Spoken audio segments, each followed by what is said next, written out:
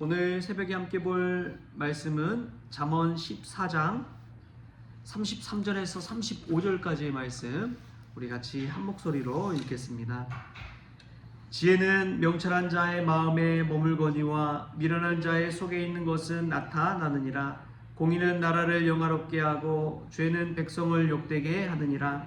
슬기롭게 행하는 신하는 왕에게 은총을 입고 욕을 끼치는 신하는 그의 진노를 당하느니라. 아멘. 할렐루야. 말씀 가운데 귀한 은혜가 저와 여러분에게 있기를 소망합니다. 어제 시찰의 야유회를 갔는데요, 대부도 그 방아머리 해변으로 갔습니다. 그쪽으로 간 이유가 있었어요. 안민교회 이제 담임 목사님 그 아버지가 전립선 암이 걸리셨는데 새까맣게 이제 그 암이 찍혔어요. 그래서 그 목사님이 아버지와 함께 거의 매일을 가서 그 방아머리 해변 갯벌 안에 들어가서 물에 몸을 담그고 있었답니다. 거의 한 하루에 6시간에서 8시간 정도를 담그고 계셨대요. 그렇게 몇 개월을 지나고 나서 이제 병원에 가서 촬영을 했는데 이게 다 사라졌다는 거예요. 의사도 놀랄 정도로. 그래서 이제 그 이야기를 듣고 우리 그 시찰의 목사님들 또 장로님들 같이 가서 우리도 건강을 좀 챙기자. 그래서 방아머리 해변에 갔는데 너무 바닷가 날씨가 이 물이 바닷물이 차가워서 들어가지 못하고 그 해변 길을 한 2시간 정도 오전에 걷고 오후에는 이제 해솔길을 또 걷고 거의 뭐 고난의 행군이라고 해야 할까요? 오랜만에 많이 걷다 보니까 다들 또 힘들어하시고 피곤해 하시더라고요. 그렇게 건강을 위한 그 야유회로 다녀왔습니다. 근데 하면서 느끼는 게 그거였어요. 몸이 건강해지려면 반드시 고난이 있어야 된다. 내 몸을 힘들게 해야 된다. 가만히 편하게 있으면 그게 쉬는 것 같지만 그게 몸에 안 좋구나라는 것을 깨닫습니다. 여러분, 그냥 거저 얻어지는 것은 없습니다. 우리가 때로는 몸을 힘들게 하고 또 무거운 것도 막 들고 그럴 때 이 몸이 건강해지고 근육이 생기는 것처럼 우리도 신앙생활할 때 편하게 신앙생활하는 것, 때로는 영적으로 유익이 없습니다. 그래서 고난당하는 것이 내게 유익이라고 그러잖아요. 그를 통해서 주의 율례를 배우게 되었다고. 우리가 고난 속에서 하나님께 주시는 율례를 배울 수 있길 바랍니다. 우리 몸도 건강하게 하려면 그냥 가만히 있지 말고 몸 불리지 마시고 오히려 막 움직이셔가지고 또 활동하셔가지고 건강해지는 그런 믿음의 성도님들 다 될 수 있기를 축복합니다. 오늘 말씀에서 보면은 33절 말씀, 이런 말씀이 나와요. 지혜는 명철한 자의 마음에 머물거니와 미련한 자의 속에 있는 것은 나타나느니라. 이 말씀을 제가 이제 읽는데 요즘 읽고 있는 책이 이제 이기주 씨의 말의 품격이라는 책을 읽고 있거든요. 거기에 보면은 이청득심이란 말이 나옵니다. 그 뜻이 귀 기울여 경청하는 일은 사람의 마음을 얻는 최고의 지혜이다. 그런 뜻이에요. 그러면서 이런 말을 덧붙입니다. 삶의 지혜는 종종 듣는 데서 비롯되고 삶의 후회는 대개 말하는 데서 비롯된다. 이청득심의 그 뜻이 여기에 그대로 담겨 있더라고요. 삶의 지혜는 종종 듣는 데서 비롯되고 삶의 후회는 대개 말하는 데서 비롯된다.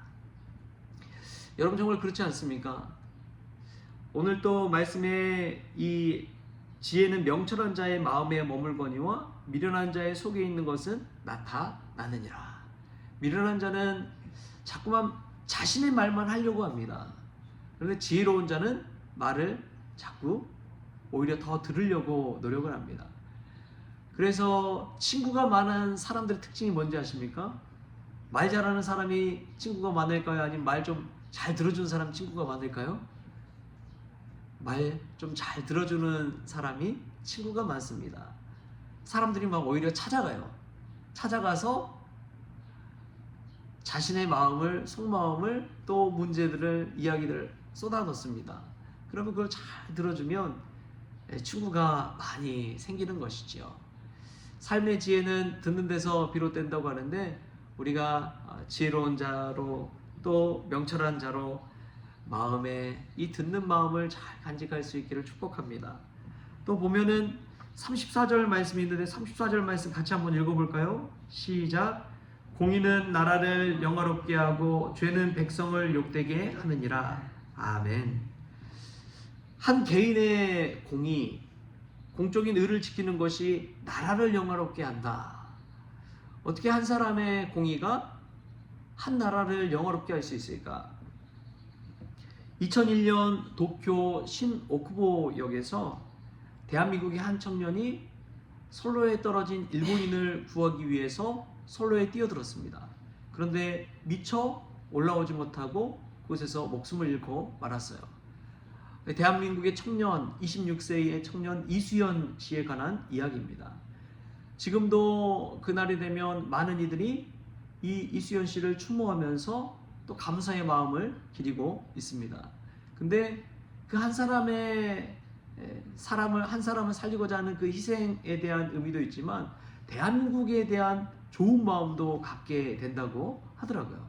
한일 양국에도 참 뜻깊은 그러한 사건이요 희생이었다는 것이죠. 여러분, 한 사람의 희생을 통해 나라와 나라 사이에 물꼬가 트이고 대화가 트이고 서로 우호적인 관계를 맺을 수 있다면 얼마나 큰 일입니까? 이수연 씨가 그러한 일을 이룬 것이죠. 여러분, 그렇습니다.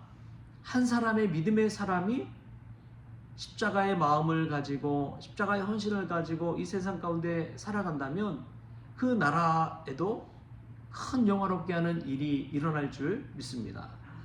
한 사람의 희생을 통해서 온 나라에 애국할 수 있는 길이 열린다는 것이죠.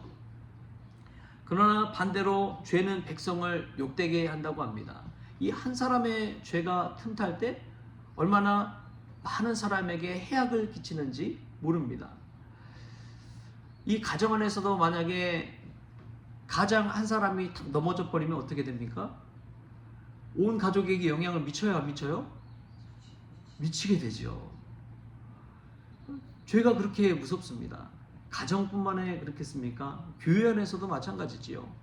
교회 안에서 죄가 한 사람에게 틈타면은 그게 얼마나 파급 효과가 큽니까? 수많은 사람들이 시험에 들고 또 이 믿음에서 넘어지고 그런 일들이 비일비재하게 일어나는 것이죠. 죄도 얼마나 무서운지를 깨닫고 우리가 죄의 길로 나가는 것이 아니라 의의 길로 나가서 하나님의 나라 또 우리 예수님을 영화롭게 하는 그런 믿음의 성도님들 될 수 있길 바랍니다. 그러려면 늘 나 자신을 돌아보십시오.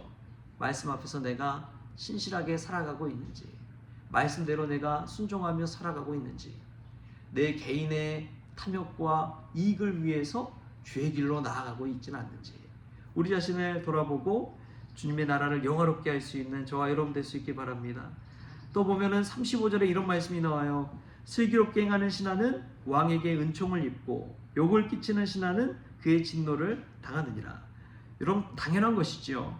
그런데 여기서 우리가 한번 생각해야 할 것은 슬기롭게 행하는 신하는 어떤 신하인지 한번 우리가 돌아볼 필요가 있습니다.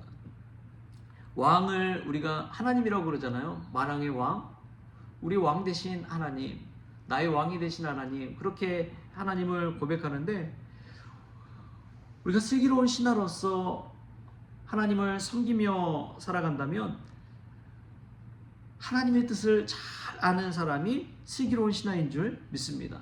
복음서에 보면은 이 한 주인이 종들에게 달란트를 맡기고 하는 이야기가 나와요. 5달란트, 2달란트, 1달란트. 우리가 너무나 잘 아는 이야기죠. 5달란트를 맡긴 종은 어떻게 해요? 열심히 일해서 5달란트를 또 남기잖아요. 2달란트 받은 종도 어떻게 해요? 열심히 일해서 2달란트를 남깁니다. 근데 1달란트 받은 종은 어떻게 합니까? 땅속에 그 1달란트 묻어뒀다가 주인이 돌아오니까 땅속에서 그거 꺼내가지고 그냥 주잖아요. 근데 칭찬받는 종들은 다 5달란트, 2달란트 받아서 또 그만큼 달란트를 남긴 종들이 칭찬을 받지요. 아무것도 하지 아니하고 그대로 묻어둔 종은 심한 책망을 받아서 있는 달란트도 빼앗겨 버리고 맙니다. 여러분, 슬기로운 신하는 그 주인의 뜻, 왕의 뜻을 제대로 알고 분별하는 종입니다. 여러분, 하나님이 우리에게 무엇을 원하실까요? 하나님의 뜻이 무엇일까요? 이 땅 가운데 살면서 여러분은 어떤 목적, 어떤 뜻을 가지고 살아가고 있습니까? 하나님이 기뻐하시는 삶이 무엇인가를 한번 돌아보십시오. 우선은 사람의 제일 되는 목적은 하나님의 뜻에 따라 사는 것이고 하나님을 영원토록 즐거워하는 것인 줄 믿습니다. 하나님으로 인해서 기뻐하는 삶, 그 삶을 살면서도 나에게 주신 사명을 감당하는 삶, 그것이 하나님께서 기뻐하는 삶인 것이죠. 하나님은 우리가 교회 안에서 배부르게 먹고 그냥 행복하게 즐기고 끝나는 인생이 아니라 그 만난 하나님의 기쁨을 가지고 그 사명을 가지고 세상에 나가서 복음을 증거하기를 원하십니다. 하나님의 나라를 이루어가기를 원하십니다. 그래서 복음서 말씀을 읽다 보면요, 예수님의 하나님 나라에 관한 메시지가 굉장히 많습니다. 그래서 비유의 말씀을 할 때도 앞에 붙는 게 천국 비유예요. 하나님 나라의 비유예요. 하나님 나라가 어떤지를 비유를 통해서 제자들에게 깨닫게 해주십니다. 그리고 예수님으로 인해서 완전히 변화된 사도 바울도 했던 운동이 하나님 나라 운동이었습니다. 하나님 나라의 복음 메시지를 정하는 것, 그것이었죠. 저는 우리도 마찬가지라고 믿습니다.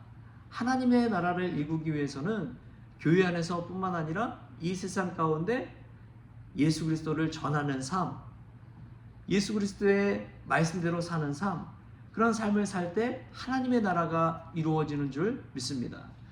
여러분들 교회 안에서 머물지 마십시오.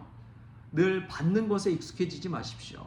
설교 말씀 듣는 것에 익숙하지 마십시오. 오히려 듣는 것보다 설교를 실천하는 것, 하나님의 말씀을 실천하는 것, 이것이 하나님께서 기뻐하는 것인 줄 믿습니다.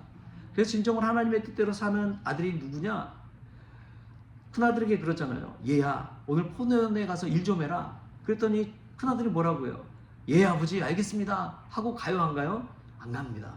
근데 둘째 아들에게 그래요. 얘야, 포도원에 가서 일 좀 해라. 아버지, 싫어요. 저 못하겠어요. 그런데 돌이켜보니까 아버지 말에 순종하는 것이 맞겠거든요. 그래서 나가서 포도원에 가서 일을 합니다.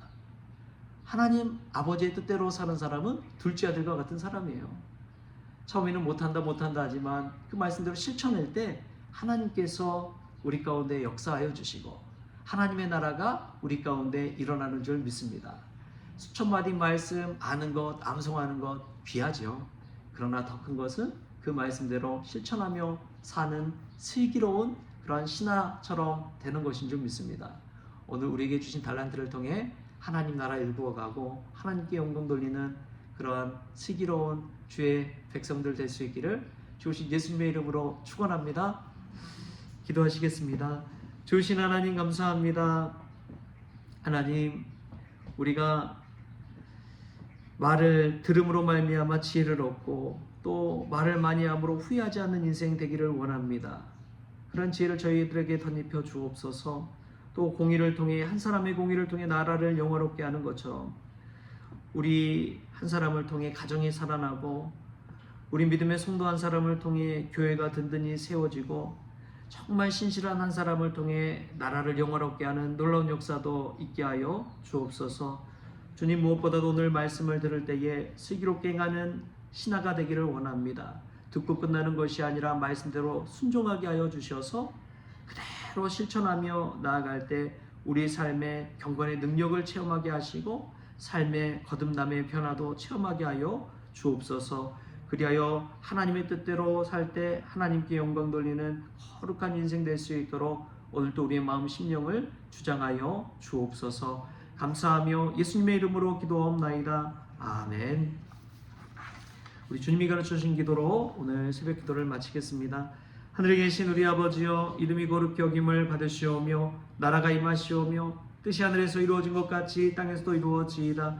오늘 우리에게 일용할 양식을 주시옵고 우리가 우리에게 죄진 자를 사하여 준 것 같이 우리 죄를 사하여 주시옵고 우리를 시험에 들게 하지 마시옵고 다만 악에서 구하시옵소서. 나라와 권세와 영광이 아버지께 영원히 있사옵나이다. 아멘.